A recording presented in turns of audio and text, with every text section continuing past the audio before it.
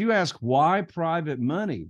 Well, first of all, we make the rules as the borrower. We set the interest rate. We set the length of the term of the note. Whereas when you borrow money from the bank, they make the rules. They set the interest rate. They set the term. Another big reason is there's no limit to the amount of private money that you can use. You know, when I was doing business with the local banks, there was a limit. I only had $1 million line of credit, which isn't going to last long anyway. And so now I've got 44 private lenders that either use their investment capital and or their retirement funds to loan out funding and money to us on our deals. And we've got right at $8.5 million that we move on projects to projects to projects. So there's no limit. You set the interest rate. You make the rules. Another big one is I never have to bring any of my own money to the closing table when I purchase a property. You know, when I was borrowing money from the banks, they want what's called skin in the game. They want some type of down payment. Whereas in this world, not only do I not bring any money to the closing table, but I always bring home a big check. I'm always able to borrow more money than I need to buy the house. If there's going to be renovations involved, I get all that money up front. So private money is just puts you in control, puts you in the driver's seat, and, you know, just fixes your cash flow problems. If you're a real estate investor and are wondering how to raise and leverage private money to make more profit on every deal, then you're in the right place. On Raising Private Money, we'll speak with new and seasoned investors to dissect their deals and extract the best tips and strategies to help you get the money, because the money comes first. Now here's your host, Jay Conner.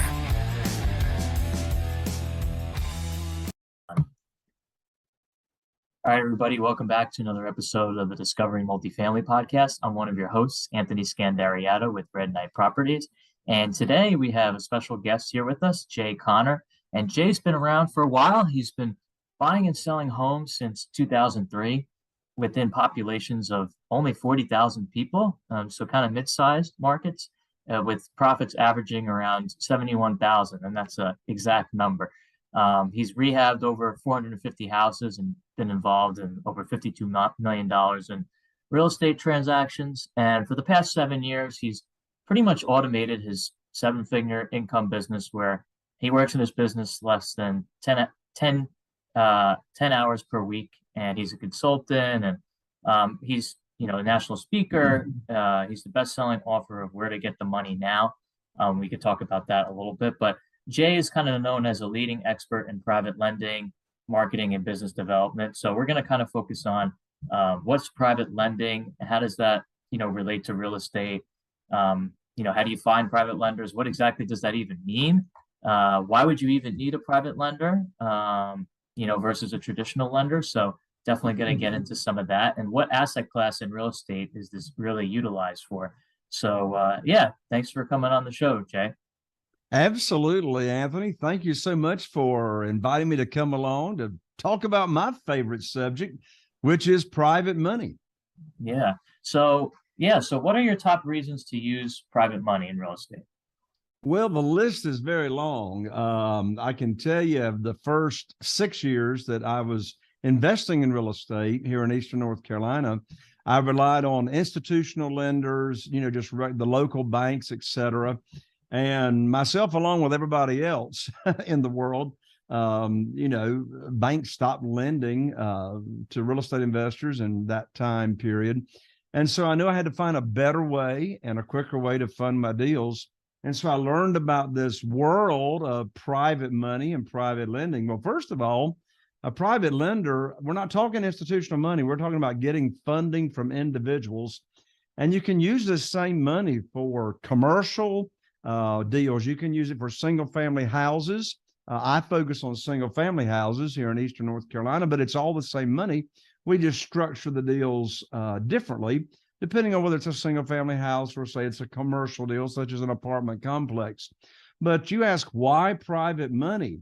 Well, first of all, we make the rules as the borrower. We set the interest rate. We set the length of the term of the note. Whereas when you borrow money from the bank, they make the rules. They set the interest rate. They set the term. Another big reason is there's no limit to the amount of private money that you can use. When I was doing business with the local banks, there was a limit. I only had $1 million line of credit, which isn't going to last long anyway. And so now I've got 44 private lenders that either use their investment capital and or their retirement funds to loan out funding and money to us on our deals.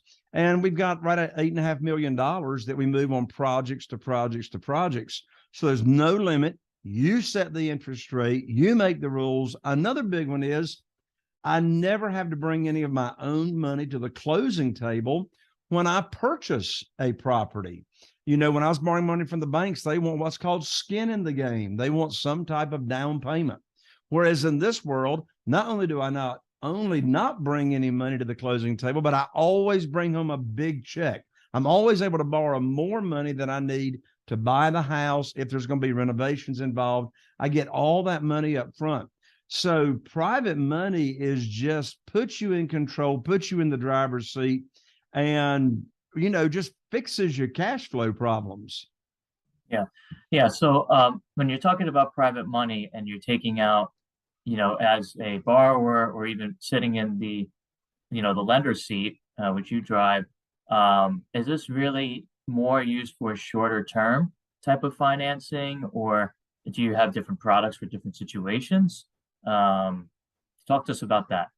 Yeah. So typically you're going to use private money for, if you're doing a commercial project, let's say you're buying an existing apartment complex and you're wanting to, renovate the apartment complex, raise the rents, get it seasoned at the new rent amounts, then you would only be using private money in that case for maybe 2 years, 3 years, or 4 years. And then you'd either sell it, or after you've had it for a couple of years, then you would want to refinance it with institutional money. But initially, when you make that purchase and you're doing renovations, that's the time period that you're going to be using private money for. Right. And in terms of using private money versus institutional, because institutions offer shorter term financing as well. There's different terms and conditions and interest rates. I guess, what would be, and obviously you're dealing with residential. So my show focuses on multifamily. So some of these loans are, in excess of 5 million. So a lot of it, you can get shorter term financing. You got to be careful with that too, depending upon the market cycle when you come to pay it off. So, what would be, is it primarily, let's talk about, apartment building as an example. When you go the private money route, is it typically for, let's say, real estate sponsors or borrowers that may have had a couple of deals in the past not go the way that they planned, and they can't get that type of financing from the traditional institutional lenders, so they have to go the private money route? Or do you see private, people going in, that has that situation, want to take the private money, even if I don't know if it's higher cost, is it lower cost? I don't know what it's based on. Is it fixed?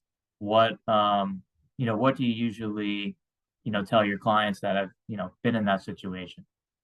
Yeah, so the main difference between single family houses and using private funding and commercial deals, with single family houses, we do what's called one-offs.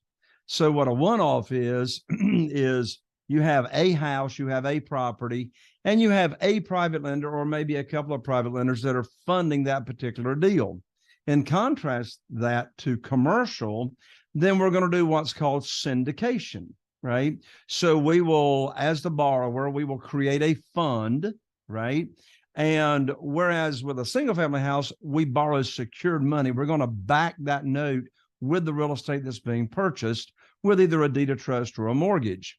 And contrast that to commercial properties, then we will syndicate it or create a fund, and then a number of private lenders will invest into the fund, and then it's that fund that will fund the project. It could be a new build. It could be, an existing property that you're going to, buy, renovate, raise rents, et cetera. And in answer to your question, So syndication is used all the time with people that have got good credit and could go to the local lender.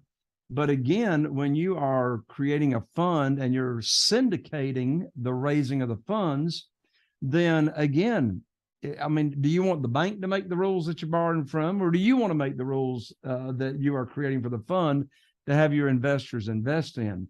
It just gives you a whole lot more flexibility. The interest rates are the same as the local when it comes to commercial. Like, right now, I've got friends that are doing syndication and they're paying around 7%, right? With the raise in interest rates, depending on your relationship with an institutional lender, I would say the rates would be about the same as that today, maybe a little bit less, but it's worth paying even a little bit more to put you in so much more control. Right. Okay. And typically, those loans that you give out, are they 100% personally guaranteed? Or do you have situations where it's, called non-recourse? Yeah, so it's no personal guarantees. That's another big benefit. So on single family houses, every deal stands on its own. The property backs it. And with the syndication, you typically don't have personal guarantees involved there as well. You see, what people are investing in primarily, whether it's syndication for commercial or it's single family houses, what they're really investing is who is running the fund. They're really investing in, okay, what kind of experience does that person have? So there's a lot of trust that is built into those type of transactions. Right. Right. No, that definitely makes sense. So how do you find private lenders? Obviously, you're one. So if anyone's interested, reach out to Jay. But in general, how do you find people like you? Yes, so there's primarily three categories of where you find private lenders. First category is what we call your warm market. Who are people that you have some kind of association with, some kind of relationship? Are they in your cell phone, on your email list, social media, LinkedIn connections, etc. So your own network, right? And then there's what's called your expanded network. I teach real estate investors all the time I say, go to where the money is. The more money you wallow in, the more money sticks to you. So how do you expand your warm market? Get involved in the local community. Get involved in your Rotary Club that's locally, right? Where do you go to church? Get involved in the Chamber of Commerce. Expand your market. And it's all about having your teacher hat that you put on. Like as a borrower, and I've borrowed a lot of private money over the years, it's interesting, Anthony. I've never asked anybody for money. I've never asked anybody to fund a deal. I've never pitched a deal in my life. They say, Jay, how do you do that? I put on my teacher hat and I teach people what private money is, what the private lending program is, how they can get high rates of return safely and securely. And then we'll come back with the deal and not pitch it. We just tell them that we've got a deal ready for them to fund. What's the after repaired value? Where's it located? The funding required. And we're going to be closing next week. And they wire the funds. So again, this just puts so much more control, puts you in control of the seat. Back, where do you find them? Existing relationships, expand your warm market. And then there are existing private lenders. Where do you find individuals that are already loaning money out, either from their investment capital or their retirement funds? Well, one great place to find them is at self-directed IRA networking events. I never heard of self-directed IRAs until 2009 when I first started learning about private money.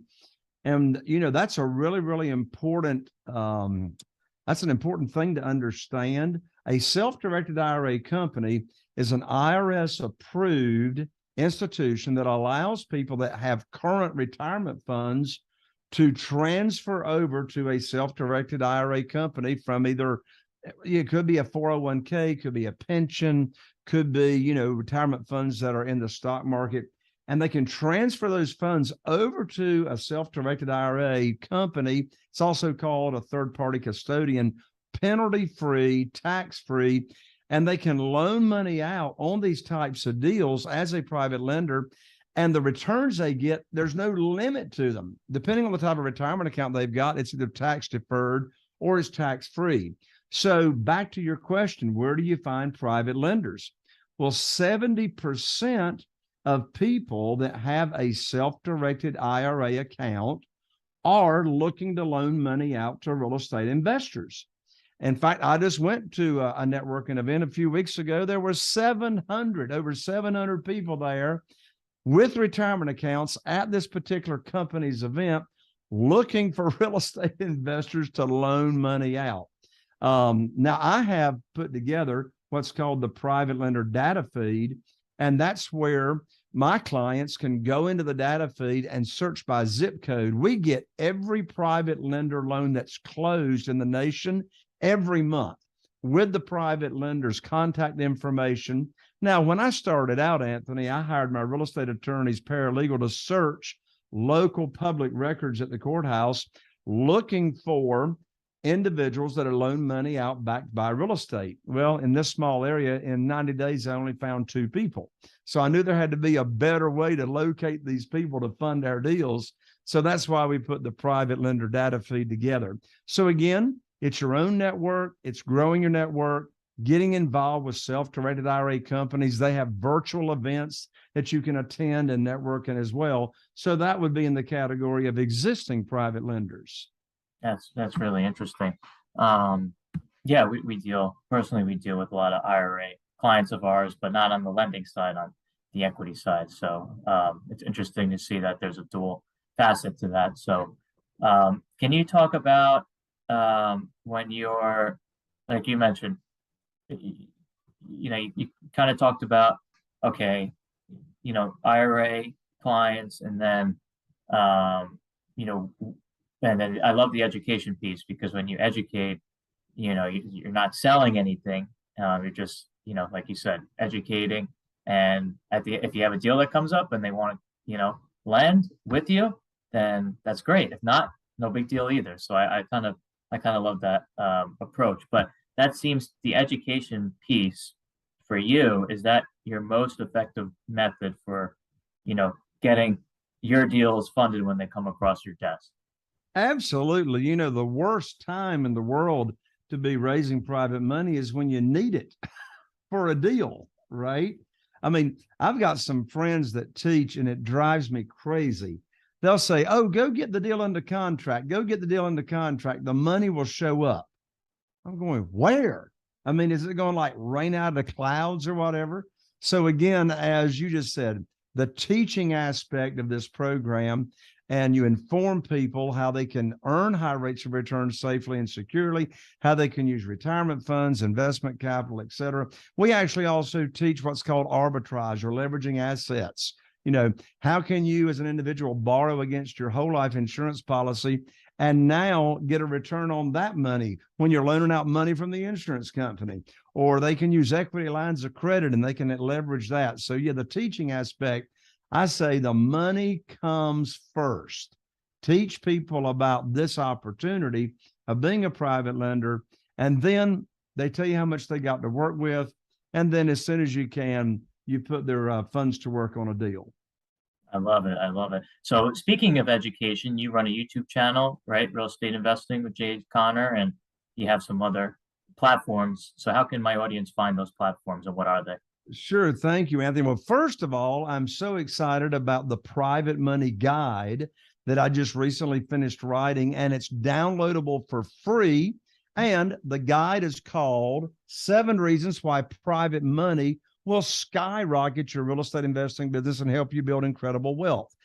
This guide is downloadable for free. It'll get you on the fast track to private money at www.jayconner.com/money guide. So I'm an ER, not an OR. That's Jay Conner, JayConner.com/money guide. Download that for free to get on the fast track to private money. And my podcast and also YouTube channel is titled Raising Private Money with Jay Connor. So wherever you listen to podcasts, you can go to your Apple Podcast, or you can go to Spotify. Just search Raising Private Money with Jay Connor, And you can easily find me. And what do we talk about? Twice a week, private money. And I interview people that have raised a lot of private money and, pick their brain as to how they're doing it. Yeah, absolutely. I'm going to listen to it myself. And if you liked what you heard and or saw, for the audience, give us a rating and review on iTunes. Check out Jay's podcast as well. Give him a rating and review after listening to an episode or two. And we'll also have a link to Jay's website as well as his promotion he's giving out in regards to the book on our social media and on our iTunes description as well. So feel free to connect with him that way. And again, Jay, really thank you for your time and hope to talk to you again soon. Awesome, Anthony. Thank you for having me on. Thank you.